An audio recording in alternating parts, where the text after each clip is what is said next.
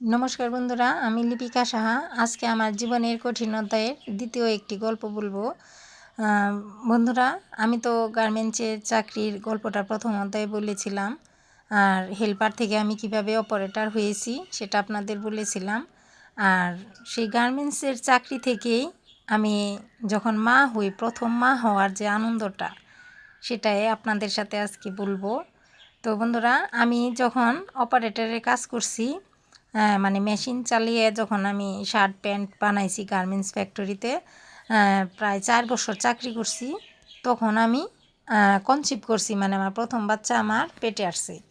তো বন্ধুরা, তখন আমার 3 মাস পেটে, গর্ভাবস্থায় আমি 3 মাস ছিলাম।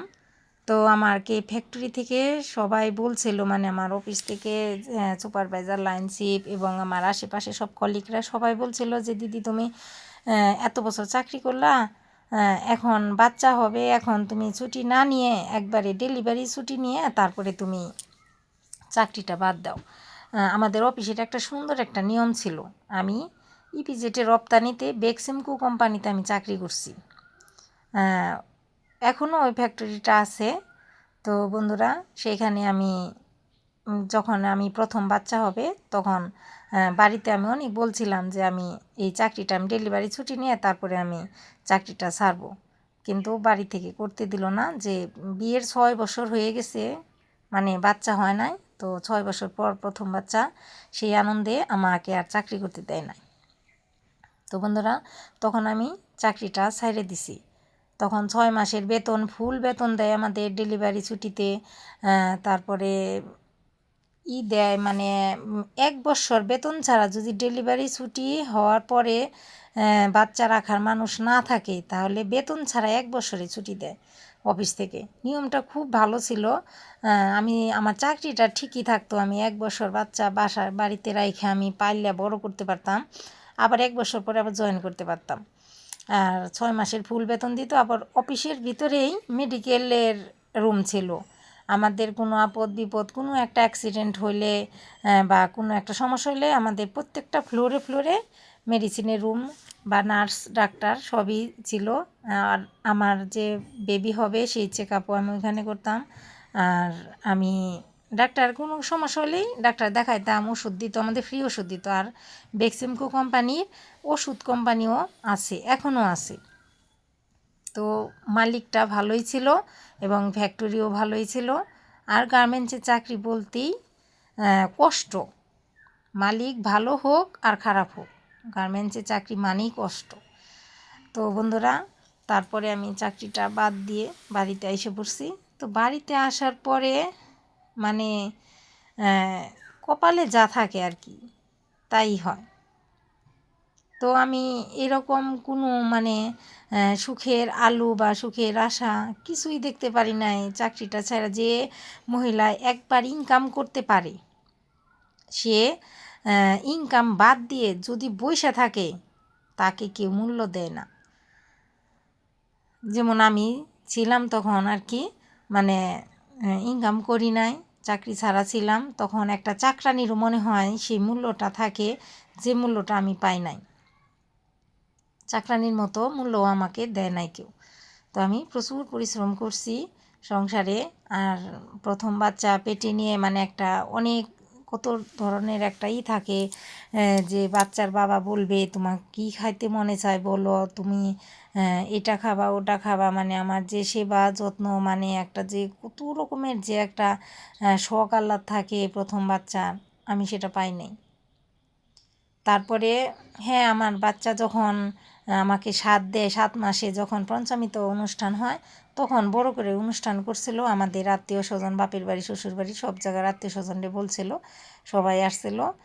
স্বাদের অনুষ্ঠান বড় করেই হয়েছিল, ভালোই হয়েছিল স্বাদের অনুষ্ঠান।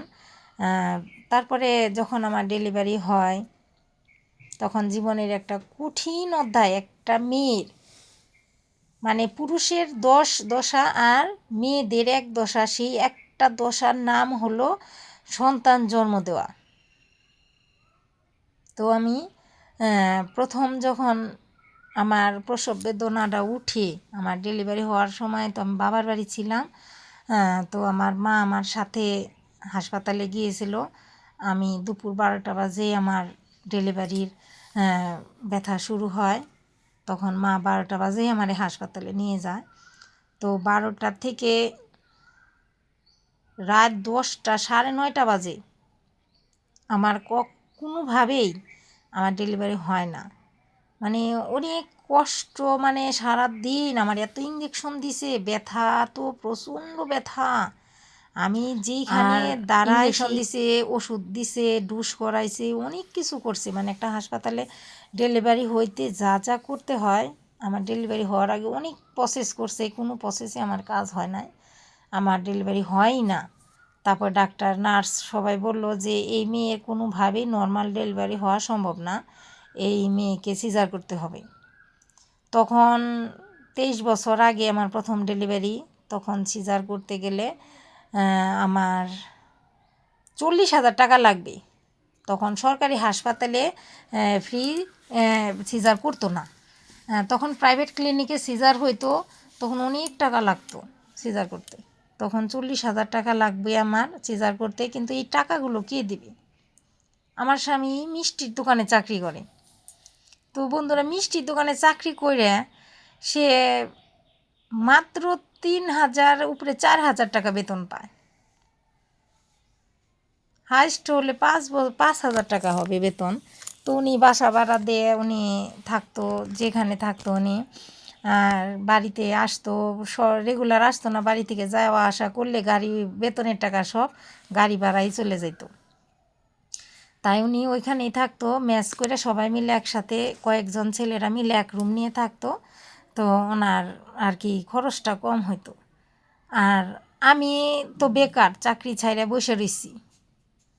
তো আমার প্রথম বাচ্চা যে ডেলিভারি হবে, আমি এমনই একটা বোকা ছিলাম যে ডেলিভারির জন্য আমি 10,000 20,000 টাকা যে হাতে করে রাইখা দিমু জমাইয়া, যে এটা ডেলিভারির সময় আপদ বিপদে কথা বলা যায় না, তার জন্য যেরকম সেই ক্ষমতাটা আমার ছিল না। তখন আমি কোনো টাকা পয়সা আমার হাতে ছিল না। আমি ডেলিভারি হইবার বাড়িতে বাপের বাড়ি যাওয়ার সময় আমি মাত্র 1,000 টাকা নিয়ে গেছি। আমার শাশুড়ি দিছে 500 টাকা, আর মানে আমার কাছে ছিল 500 টাকার মতো, সব দিয়ে 1,000 টাকার মতো আমি নিয়ে গেছি। তো আমি ডেলিভারির 1 মাস আগে বাপের বাড়ি গেছি গিয়ে, মানে বাচ্চা হওয়ার জন্য। আমার 1,000 টাকাই আমার প্রায় খরচ হয়ে গেছে। আমি চিকিৎসা করছি, ওইখানে যে আলট্রাসোনোগ্রাম করছি, ডাক্তার দেখাইছি, ডাক্তারের ভিজিট দিছি, ওষুধ খাইছি। মানে আমার টাকা দিয়ে আমি মা বাবার কাছে আর টাকা চাই নাই, আমার টাকা দিয়ে আমি ওই চিকিৎসাগুলো করছি। যে নর্মালে বাচ্চা হবে, টাকা খরচ হবে না, আমি সেই ভাবে আমি ওই করছি। এদিকে আমার বাচ্চা কোনোভাবেই নর্মাল ডেলিভারি হয় না। অনেক বিষ কিনাই না দিলে কেউ, আমি বিষ খেয়ে মরে যেতাম, তবু আমার ডেলিভারির আমার শখ ছিল না। আমার মনেই হয় না যে আমি একটা বাচ্চা জন্ম দিই, তার থেকে আমি মরে যাই। মানে সেটাও বলো, এত কষ্ট, এত যন্ত্রণা, সারাটা দিন আমি এই যন্ত্রণা সহ্য করছি। যখন ব্যথা উঠে তখন আমার জীবনটা বাইরে যায়। তারপরে যখন ব্যথা কমে যায় তখন মনে হয় যে আমার ঘুম ধরে যায়, কিন্তু আধা ঘন্টার মতো আমার ব্যথা কমে যায়, আবার একটু পরে ব্যথা উঠে পড়ে। ব্যথা উঠলে পরে মানে প্রচণ্ড প্রসব বেদনা, যে কি জ্বালা যার হয়, সে যে নর্মাল ডেলিভারি করছে সেই মেয়ে বা সেই মা, সেই মহিলাই জানে যে নর্মাল ডেলিভারি যে কত কষ্ট। তো বন্ধুরা, এই ছিল আমার জীবনের দ্বিতীয় ধাপের একটা কঠিন গল্প। যখন আমার সন্তানকে আমার মানে বুকের মধ্যে দেয়, ডেলিভারিটা হওয়ার পরে তারপরে বাচ্চাকে ফ্রেশ পরিষ্কার করে কাপড়, নতুন কাপড় পেঁচাইয়া পুরান কাপড় দিয়ে, মানে তখন আমার বুকের মধ্যে দেয়, তখন আমি কুলে নিছি। কুলে নেওয়ার পরে যখন দেখলাম যে আমার একটা ছেলে সন্তান হয়েছে, খুব মানে খুব সুন্দর একটা বাচ্চা হয়েছে, মানে একটা সুস্থ একটা বাচ্চা হয়েছে, তখন আমার 10 মাসের যে কষ্ট ছিল, আর যে একটা দিনের মানে মৃত্যুর সাথে পাঞ্জা লড়ার যে কষ্টটা ছিল, সব কষ্ট একদম জলের মতো, মানে একদম জলের মতো হয়ে গেছে।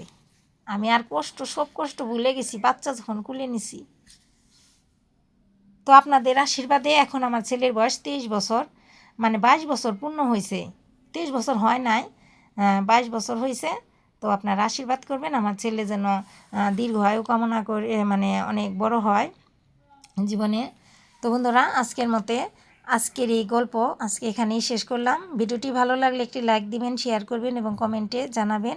আর যারা সাবস্ক্রাইব হন নাই তারা সাবস্ক্রাইব হবেন, আমি যেন আরও সুন্দর সুন্দর ভিডিও করে আপনাদের দেখাতে পারি। ধন্যবাদ।